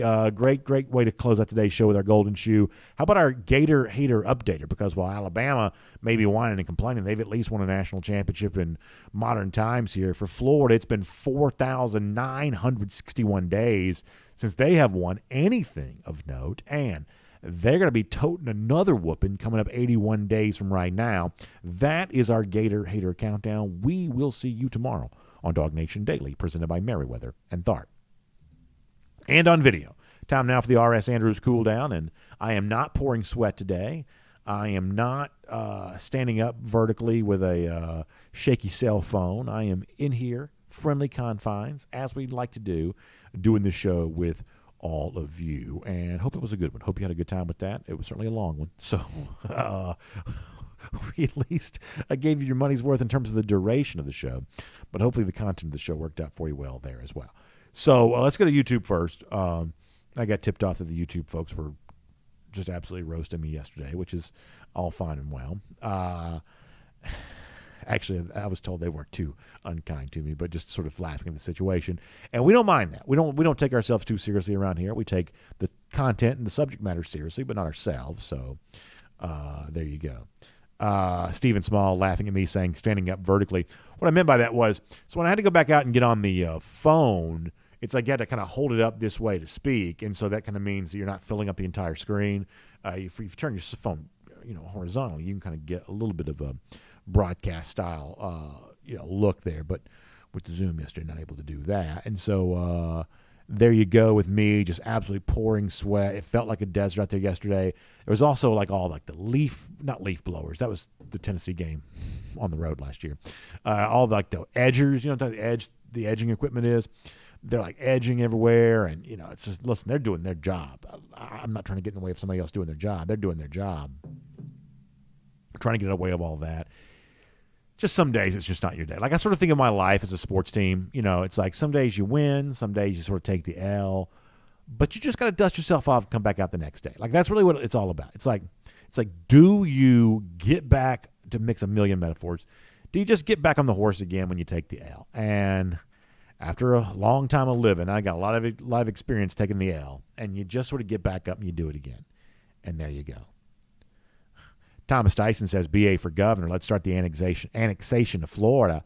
I'd be in favor of that because while I don't have any use for the lousy, stinking Gators, there are plenty of parts of Florida that I love, especially like the First Coast there around like, Jacksonville and St. Augustine and Amelia Island. Who wouldn't love that? Amelia Island's basically in Georgia as it is, so I'd annex that just like that. That'd be but I'm not making any annexation jokes. That'd be my first decision in terms of what we're going to go out there and take, be Amelia Island. But a lot of you tune in from like Central Florida. I love Orlando. Be happy to annex that. I mean, there are plenty of parts of Florida that I actually kind of like. If I just have no use for those lousy, stinking Gators. Like I'll leave them Gainesville, but I don't even mind Ocala. Like there's some really pretty parts of it. There are a lot of Gators fans that live in Ocala, admittedly so, but there are a lot of pretty parts of Ocala, very pretty parts of Ocala. A lot of horse country, things like that. So I got no problem with Ocala. It's just the Gators fans that live there that I don't like. Scott Pete. So this is actually really impressive. So Scott, do you remember when we were coming back from the cruise and like it just seems like every day, we every time we try to do the show away from the studio, something crazy kind of happens. So we're coming back from the cruise there on that Friday morning. Now, listen, there are a lot of people, day after cruise, on the way home from a cruise. Like, that's not the prettiest picture in the world, right? Like, sort of like flying home from Vegas. Like, you love the cruise, you love the experience, but, like, the worst part's the coming home. And that's just true for everything. Any kind of really fun vacation, you're not looking great necessarily coming home from a great vacation because if you've really vacated, that's, you ought to be a little worse for the wear coming back from a trip like that. So we're coming back on Friday morning doing the show, and we got to try to find a place to do it. And this is one of those things where, like, we're just stopping on the side of the road, which means you're trying not to get too close to the highway. Like, I'm trying to do the show in, like, the most nondescript place possible. And literally, my son's got a baseball game that night, to be completely honest. Like, we're just trying to get in and do the show and get out and go home. Like, we're trying to make this just as, we're just trying to just check it off, right, and get it done. So I'm trying to, like, just sort of find a place to do it. So Scott, who, if he's not a detective, he should be, figured out where we were doing the show just from the background that he saw. This is the guy who knows I-75, the highway, very well. Like, he did kind of find it, I think he sort of figured out exactly where we were, because I remember this from the time. I'd forgotten about this until he brought this up again. But he sort of figured out, I think, where we were doing the show from, which was actually pretty impressive. Jay Shipe says he's in Orlando about half the time and got some great spots down there. See, if you want to know how great Orlando is, that is a city great enough to house Jay Shipe's about half the time here. So that lets you know how great that is, and I will do that, Jay. I'd love to. Let's see what else. Jonathan Aaron says, in a dance-off, who wins, Dan Mullen, Brian Kelly, or you? So here's the thing. Now, you can say that dancing is conduct unbecoming for a football coach, and I might agree with you. But unlike Brian Kelly, Dan Mullen's not a bad dancer. Like that one, like, TikTok thing that he did during the pandemic, like, Brian Kelly's literally not a good dancer. And I think he's trying to pull off the so bad it's good. I'm not quite so sure he succeeds. I don't think coaches should be doing the 360 tables. I just don't. And listen, Kirby Smart can do no wrong with very few of, with most of us, right? Including his, ability to be a coach. I don't even think Kirby pulls off the 360 table well. It's just not the kind of thing that coaches ought to be doing. I guess if the recruit wants you to do it, you sort of got to do it. But I just don't think the coaches do the 360 tables. That's what that thing is. They just don't do those very well. But the TikTok thing that Mullen did back during the pandemic, that is not an easy thing to do. And I told you before, I'm sort of halfway embarrassed to say this. My daughter, who was like 5 at the time, she thought that was really funny. And so, she wanted me to try to do that with her. Now, we didn't film it because that's just not what I do. But we would play around trying to do this at home. And I don't mind telling you, that is not something I could do. So in that respect, Dan Mullen can clearly do something that I'm not capable of because he pulled that dance off. Now, By comparison, I have a job and he doesn't, so I guess we're tied. But when it comes to TikTok dancing, he's clearly better than that. Let's see what else. What else is going on? Green Soldier says, where in the world did you get that Coke bottle? So am I allowed to say this? So one of Michael's relatives, we mentioned Lisa Fair from actually, maybe I shouldn't give Lisa Fair from North Augusta, South Carolina. Maybe I shouldn't be mentioning this in case this was like, contraband, right? So basically, Michael has a family member that works for Coca-Cola. Now, all of the coastal elites from the Georgia media were given, one of these the other day, but like it's kind of weird to give one of these to the Georgia folks because it's not like they're going to display it. Oh, okay. So this is a sanctioned gift. Okay, so this is not like Johnny Cash, like one piece at a time, building a Cadillac. This is actually a sanctioned gift. The folks from Coke kind of wanted us to have this. So Lisa, we are so grateful for this. I am so proud of this. I'm telling you, Michael gave this to me this morning when I came in. It was like Christmas morning. I was so happy, thrilled about this. And in fact, I'll even give Coke a little free love on the show here just because of how happy I am to have this Coke bottle here. So and what I didn't realize was we saw the UGA thing here the other day, but this is actually a Steve Penley artist rendition with the national championship crown on, kind of a throwback to the 1980 Coke bottle. So that is extraordinary. I am very happy to have that. Really good stuff. Very good. Yeah, Kirby's Visor says they're not on shelves yet. I don't think they're hitting stores. I think it's August 15th. It's middle of the month, sometime around that they're supposed to be hitting. So pretty soon they'll be everywhere. But as of right now, they are not available. But they are about to be at your local grocer, including our friends at Kroger. Let's Go Brandon says, do you think that Georgia has more depth and elite talent than anyone in the nation? So here is where I think this question gets really interesting. So let's look at just the top three, because this is really all that matters in this. Alabama, Ohio State, and Georgia. Here's the one thing I don't mind stipulating. Alabama has more superstar players than Georgia does. Like Bryce Young won the Heisman Trophy a year ago. That's a superstar player. Georgia probably does not have a Heisman Trophy winner on its offense. So when it comes to an individual player, I don't mind saying this, Georgia probably does not have an offensive player as good as Bryce Young. That's probably true. Defensively, Georgia's got a lot of really good players, and there's a chance that maybe Jalen Carter could be better this year than Will Anderson could be. There's a chance that's true. But if you asked 100 people who follow college football pretty closely, they would probably say that Georgia does not have a defensive player as good as Will Anderson is. A lot of college football fans would say that. I'll at least admit that might be true. So there's a chance that the best two players in the entire country play for Alabama. Maybe the best offensive player in Bryce Young, maybe the best defensive player in Will Anderson. However, that alone does not mean that Alabama is going to be better than Georgia. Now, I don't have to tell you this. It certainly helps that if you're trying to be the best team in the country to have the two best players in the country, that's certainly a helpful thing along the way to winning the national championship. But college football is never going to be decided by one or two players, especially when one of those players is Bryce Young, the sort of small, sort of thinner-looking guy that has been frequently getting hurt for Alabama a lot in recent years. Bryce Young sort of looks a lot like the guys who've been banged up when it's mattered most late in the season. But even putting that aside here for a moment, college football has never been about just one or two guys. It's not like the NBA where you got five guys on the floor and therefore everything kind of flows through and around the best player on the floor.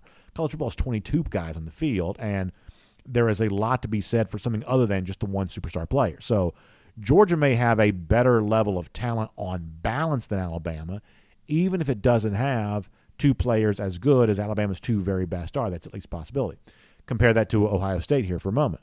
That Ohio State probably will have an offense that achieves at a level that Georgia can't achieve at, especially relative to the schedule that Ohio State's playing. They may score 45 points a game. They may score more than that. We've had a couple of offenses in recent years that have, sort of knocked on the door of scoring 50 per game. Ohio State might have a chance to do that this year, especially against weaker Big Ten competition.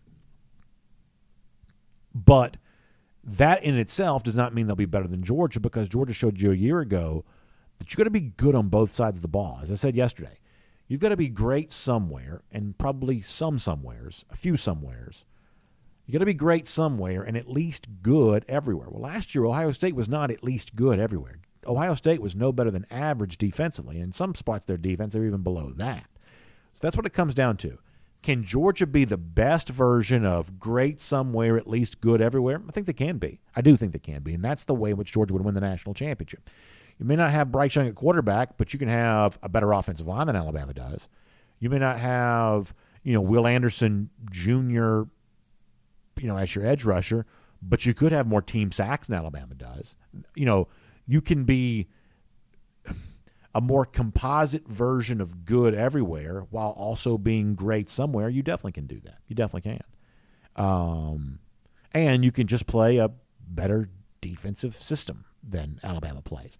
I'm not quite so sure that Alabama's defensive system, and I'm not an X's and O's expert, don't pretend to be one, but when I watch football, I'm not quite so sure Alabama's defensive system is serving its current defensive backs all that well, because when I'm watching Alabama football, I'm seeing Alabama corners and coverage guys getting burned and beaten a lot more than you sort of used to on that. So there you go. And I hope that's an answer to your question. I'm not trying to beg off the question. But what I'm trying to say is that there is a pretty clear pathway for Georgia to be, as you said, more talented in terms of who produces and does well on the field this season than either Alabama or Ohio State. There's a reason why other folks think it won't happen, but we don't have to stretch the boundaries of our imagination very far to talk about why it could. All right, I have now been on YouTube for long, which means the Facebook folks justifiably are going to be mad again. So let me go over here to them, and we'll try to spend. I think the show works best when I do a few minutes on one spot, bounce to one place, go to another place, and then kind of keep doing that over and over again. The problem is when I start getting good comments, and I got a lot of good YouTube comments today, I end up kind of lingering too long on some of those good comments and end up not getting as many comments as I could. Because here's the issue. I can answer a lot more questions and have a lot more voices, kind of brought into this.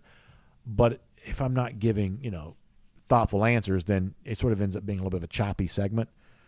Although I am certainly, open to be called too long-winded. So somebody mentioned the live stream freezing on the Facebook platform. So here's the thing. We are, to use a fancier phrase than I should use, we are platform agnostic around here for the most part. We try to serve everybody where they are. And there are people who spend more time on YouTube, and so therefore the show on YouTube is convenient for them, and they watch it on YouTube. There are people who spend a lot of time on Facebook, and therefore the show on Facebook is really convenient for them, and they just prefer to watch it there. So I want to respect people's preferences in terms of their other habits. Like whatever thing you're doing on your phone the most often, I sort of want DawgNation to be there for you on that. But I have to admit, Facebook's video interface, is that what you call it? Facebook as a video platform is greatly inferior to YouTube. YouTube's just better for video. I'm talking about the quality of the commenters, things like that. I'm being serious. So if you have issues on Facebook watching the show on video and you're comfortable using YouTube, it is just better over there, y'all. It's just a better video experience for a million reasons. And if you don't like YouTube for some reason, then that's totally your business. And, I mean, I'm going to keep doing the show on as many different platforms as we can. Even I don't even know how to find this show on Twitch, but we still do the show on Twitch because there are people who like that. So I want to keep the show and try to keep people happy where they are. But some of the issue you may have with Facebook for video is the fact that Facebook is just not a great video platform. Like YouTube, which is primarily a video platform, the video just sort of works better over there. Let's see what else. Walter Pagel asking about Tennessee being a threat this year. I think that Tennessee is better. Like, where were they ranked in the Coaches Bowl? some of y'all may know, and I'm probably showing this to me right now, but I believe that Tennessee has a very good chance of finishing higher than their coaches poll ranking. Let's look. The Vols are they not in it? Wait, is this year's? Yeah, this is this year's. Where's Tennessee? Oh, wow, Tennessee's not even the coaches poll. Yeah, they're way better than that. They're way better than that. Tennessee is a top 25 team. Tennessee may be a top 20 team. They're not a top 10 team. They may be a top 20 team, top 25 team. They are way better than the 1, 2, 3rd team in receiving votes. For some reason, I just sort of assumed they were in there. And they are 3rd in receiving votes, well behind Iowa and Penn State. Tennessee, thank you, Michael. Tennessee is way better than that. I believe they're better than Ole Miss. I do not think they're better than Arkansas, but Arkansas may finish way higher than 23rd there as well. But they are probably better than Ole Miss. The point is that I think that Tennessee is a top 20 or top 25 team for this upcoming year. They are underrated compared to where they were ranked in the coaches poll. Underrated. But just because you're a top 25 team does not mean you're a threat to Georgia. So Tennessee is probably a threat to somebody, but they are probably not, in my mind, a threat to Georgia. Once again, here at the risk of getting on a tangent, let me pull up the Tennessee schedule. Let's talk about games in which Tennessee could be dangerous. Now, one of the things I told you the other day is when I watch Tennessee early in the season, this is what I'm looking for. I'm looking for margin of victory. On the road at Pitt, that's a team that beat Tennessee a year ago, and they were favored to do so. That was not an upset last year when Pitt won at Tennessee. Pitt had Kenny Pickett and Jordan Addison, wide receiver. They went to a New Year's Six Bowl. That's not an upset when Pitt won at Tennessee a year ago. But on the road this year, my assumption is Tennessee will be favored. But is this one of those things where Tennessee wins by a field goal or do they win by 2 touchdowns? When Tennessee hosts Florida on September 24th, do you win by 7? Do you win by 17? Because I do expect Tennessee to beat Florida. So if you want to find out how good Tennessee is, look for that margin of victory in the early season slate. On the road at LSU, could Tennessee win at LSU? I totally think they could. LSU's season win total is only like 7 or 8. I mean, this is not a world-beating LSU team this year in all likelihood. Tennessee could win that game. And then coming back home, 3rd Saturday in October against Alabama. I do not think Tennessee can beat Alabama. But there were some gamblers earlier this offseason who thought Tennessee had a chance to make it close. When this thing first opened, the point spread, Tennessee was like a 6.5-point underdog there. That's been bet up to double digits since then. But home game against Alabama, could they keep that game close? They might be able to. Road game against Georgia in November, not happening. Not happening. Roster depth matters in November more than early in the season, and Georgia's got way more of it. But can Tennessee be good-ish, dangerous-ish? Yeah, I think for most of the season they probably could be. I do. More Facebook comments. Doug Rayburn says Gators fans think they're going to beat Utah. I mean, look, this game would vary greatly depending on where it's played. I mean, does Florida have a chance to beat Utah in Gainesville? They totally do. In fact, I believe they'll probably be a small favorite. So, this idea of, hey, we're going to beat Utah. You're Florida from the SEC. You're supposed to beat Utah. Like this is kind of the problem that I have with Florida in general. And we talked about this yesterday, even though I was doing it via my phone. Georgia fans have always hated Florida, but they used to at least respect Florida. The idea that it has become braggadocious off-season trash talk to say, hey, we're going to go beat a team from Salt Lake City. That's what you're supposed to do. Like you're Florida. So if a Florida fan came to me and said, hey, we're gonna beat Utah, I would say, well, I would hope that you would. You're Florida. This is the Pac-12. I don't care if they win the Pac-12. It's still a team from the Pac-12, and you're supposed to be, you used to matter. Like you used to be something. Have some self-respect if you're Florida. You should beat Utah. And as I said, I don't care if they do win the league. It's still the Pac-12. So, I get where you're coming from on this, But this to me gives you an idea of how far Florida's fallen. The fact that they are like sitting around the lunch table and saying, hey, watch us, we're going to beat Utah. Well, if you don't show your face around here again because this is the SEC and one of these early season non-conference showdowns. These are the kinds of games the SEC typically dominates. Zach Adams says, what do you think about Jalen Carter? Nobody's talking about him this offseason. I think part of the reason why so few things are being said about Carter is, and this is actually probably kind of a compliment. Now, I feel like we have talked about him a little bit here recently, but part of the reason why you maybe don't hear as much about Jalen Carter is he just such a sure thing? I mean, if he is healthy, he's one of the best players in the entire country, and I think he'll be that good. Now, what we said last week and kind of the open issue related to Jalen Carter for us is, can he be, he's been compared to like big stat guys. He's gotten a couple of comparisons recently to Quinnen Williams. Quinnen Williams had nearly 20 tackles for loss for Alabama in 2018.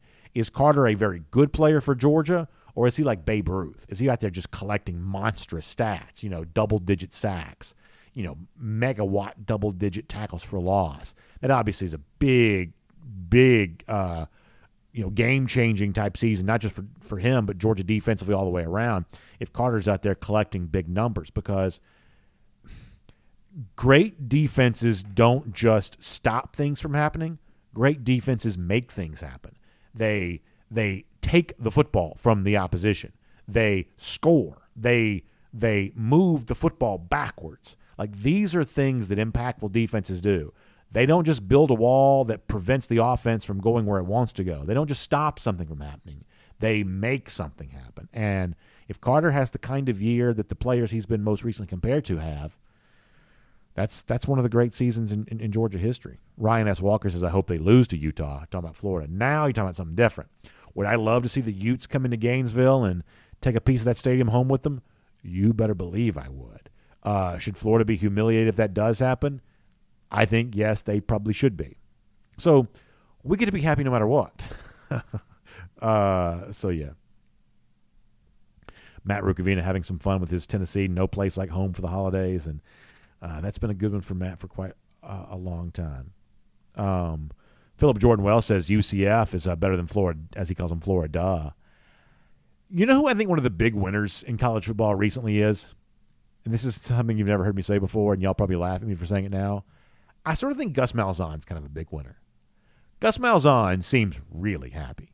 He's relaxed. He's down there in Orlando. We talked about Orlando a moment ago. I love Orlando. We talked about Orlando a moment ago.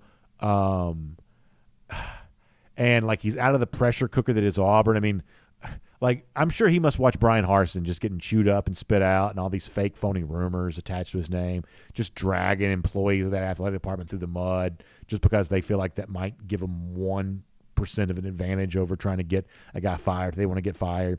Like, I bet Gus Malzahn has not spent 1 minute thinking, man, I still wish I was in Auburn. There's no way he thinks that. But he's at UCF. Y'all, UCF's actually recruited pretty well since Malzahn's been there, comparatively speaking. But they've recruited pretty well. And guess what? Since Malzahn's been there, they're in the Big 12 now. Like, technically speaking, that's still a Power 5 conference. So, Malzahn is out of Auburn. He's down there at UCF. He's wearing, like, Hawaiian shirts all the time. He's just chilling out, relaxing. And he's back in the Power 5 again because UCF got accepted into the Big 12. Like, weirdly, Malzahn's kind of a little bit of a winner, I think, lately throughout all of this. And it's not easy to make Gus Malzahn into a winner, but it sort of feels like he's a little bit of a winner right now. Bill Sanders says the Gus bus is happier at Disney World than on the planes. I think that's probably true. I think that's probably true. I don't think the Gus bus is making a U-turn anytime soon. I don't think that's the case. All right, it is crazy late. So let's go to DawgNation.com. We have not been over there. Although we did start the show there, and we do that every morning at 9:45. Let's see. Hemingway says Auburn messed up just like Tennessee did a decade ago. I don't think Auburn should have fired Gus Malzahn. I really don't. And I know that Malzahn is a very popular foil for UGA fans, and I probably agree with most of what y'all would say about Gus Malzahn. But do I think that Auburn is better with Malzahn than they would have been with almost anyone they could have hired? Totally think that. Totally think that. You give me a group of 5 unknown or Malzahn, I'll take Malzahn. Now, this is where Florida fans will be mad at you, but I think the same thing's true. I'll take Gus Malzahn over Billy Napier. Like, if you told me right now I'm at UCF, if you're UCF and you're trying to be relevant in college football, would you rather have Gus Malzahn, who's, won an SEC West, won an SEC in his first year, or a guy like Billy Napier who got Louisiana Lafayette to a bowl game? I'll take Malzahn for now. Now, Napier's got a chance to kind of make Florida into something that has had a hard time becoming. But if I was at UCF right now, looking across I-4, is it I-4? To Orlando, looking up the Florida Turnpike, I guess probably the best way to say that. Looking up the Florida Turnpike towards Gainesville, would I trade my guy for their guy? I don't think I would. I don't think I would at all. Diedrich Frage on the subject of the first padded practice for UGA. I do love that, man. There's a weird thing for me, whereas I've actually probably been to more NFL practices than I have been college practices because, strangely, the NFL has just always been a much more open environment for media than college has been. And I do love – I used to do a lot of Falcons training camp years ago. I'd be at training camp a lot, especially back when they were in Furman up there in Greenville. I'd go because of my old job. I'd go up there for like 2 weeks at a time. And when the pads first come on, it is just the old George Bush line about shock and awe. It is just shock and awe. You sort of forget over the course of a summer what it sounds like when pads pop and the ground shakes. I mean, if you're standing there on the field, and a lot of you know this because you had your own football careers, high school and everything else, but man, just the ground shakes. It just sounds so good to hear that pop when those helmets and shoulder pads collide, and that just like the intensity of like a running play. I just love the sound of that. Like, I've always been big into the sounds of sports. Like, one of the best sounds is a running play when pads and helmets just pop with each other, and that noise, like there's a certain kind of noise that men sort of only make when they're like playing football, right? And that noise, that sound is just so good. And I'm glad to know it's back. I am at UGA and everywhere else there as well. Matt Rukavina says that Roquan Smith just demanded a trade from the Bears, shaking up the preseason already. So there you go on that. Roquan had been a holdout for Chicago after a couple of big years in terms of tackle totals. Holdouts are fairly common in the NFL. This is sort of how business gets done. I guess the trade demand may be kind of cooking this up a notch. But this is in the NFL, this is how you get your money. You hold out, you demand things, you draw a line in the sand, and for the most part, the players eventually get paid. So this is probably all just a precursor to maybe Smith getting some version of the money that he wants. I'm not in Chicago. I can't say that for sure. But holdouts and salary drama this time of year is fairly common in the NFL and about the only way that you can really get paid. DT says I-4 is the parking lot from Orlando to Tampa. It really is, man. That is a tough road to drive on. That is not easy sledding right there. Brian Jones says, with the 2024 commit from yesterday, does that mean no running back recruit for the class of 2023? I guess you watch Roderick Robinson a little bit from UCLA. I don't even know how frequently Robinson's even been to Georgia, though, so I don't know how seriously to take that as of yet, just from the standpoint that we typically follow the visits. I'm not really quite sure in Robinson's case how many visits to Georgia they really are to follow. And I don't know there's a name more likely for Georgia as a running back in the 2023 class than Robinson, so maybe that's worth keeping your mind on. All right, it is crazy late. Oh, gosh, we got to go. All right, one final spin through the entire comment section, and we got to start getting off the air sooner than that. We've been on so long on YouTube now that the bots are back. So some of y'all are bringing your search history over here to this YouTube page, and the bots are following you, so just know that. Just know that.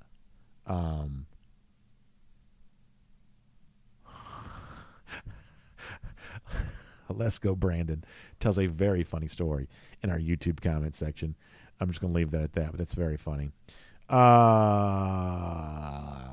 Let's see what else.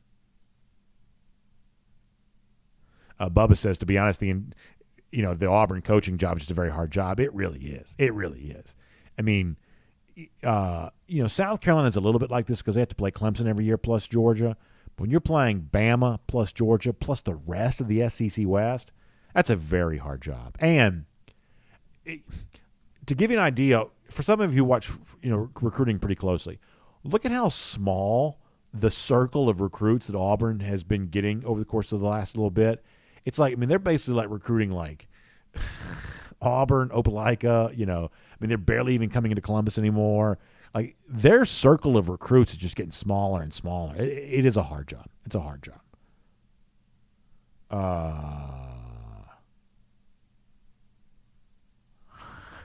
Lesko's a funny guy, man. Lesko is a funny guy. All right. Hemingway says, confirm the time and location for the Marlowe's event. So we're going to be there Thursday, September 1st, starting at 6 p.m. Thursday, September 1st, 6 p.m. It's the Marlowe's Dunwoody Village Shopping Center. We'll show that to you on the screen again. Thank you for asking.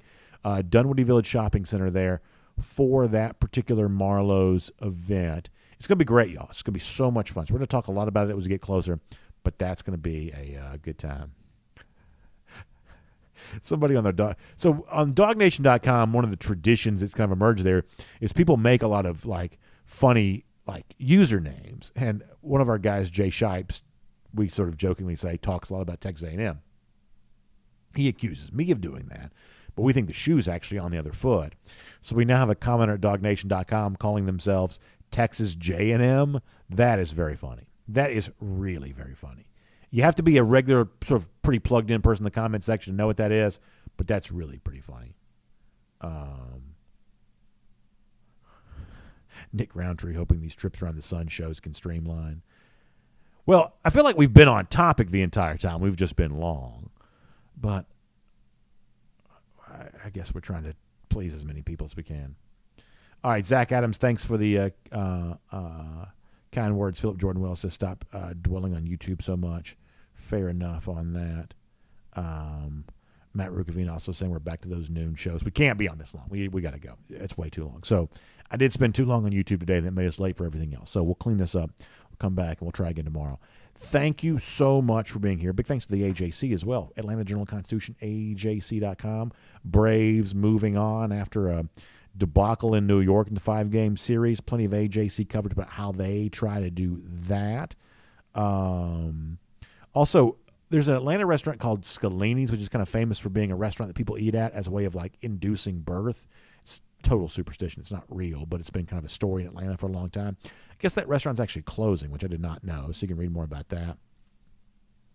And a lot of you realize, sometimes we kind of poke fun at Georgia rivals, but obviously our friends over at Georgia Tech have had a hard time with the passing recently of Demaryius Thomas, former Tech wide receiver, and a Denver Bronco. They actually had a cool event kind of celebrating the life of Demaryius Thomas, and I guess Peyton Manning was on hand for that. That is a good story. And so certainly check that out. Thomas, a very respected football player, gone way too soon, and cool to see Tech honoring him, and cool to see Peyton Manning stopping by to be a part of that. Also, what's happened for former Brave Jason Hayward since going to Chicago, most of it not good, but you can read more about that online there, ajc.com there as well. All right, so check that out, ajc.com. Check out our friends at R.S. Andrews online, Atlanta Journal-Constitution at ajc.com. Sorry, you can tell we've been on too long. R.S. Andrews at rsandrews.com for your air conditioning, heating, plumbing, electric needs. rsandrews.com for that, including getting your air conditioning unit tuned back up to factory fresh specs.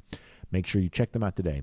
Find them online at rsandrews.com. We'll see you tomorrow back here online for Dog Nation Daily, presented by Engineered Solutions of Georgia. We'll look forward to talking to you then.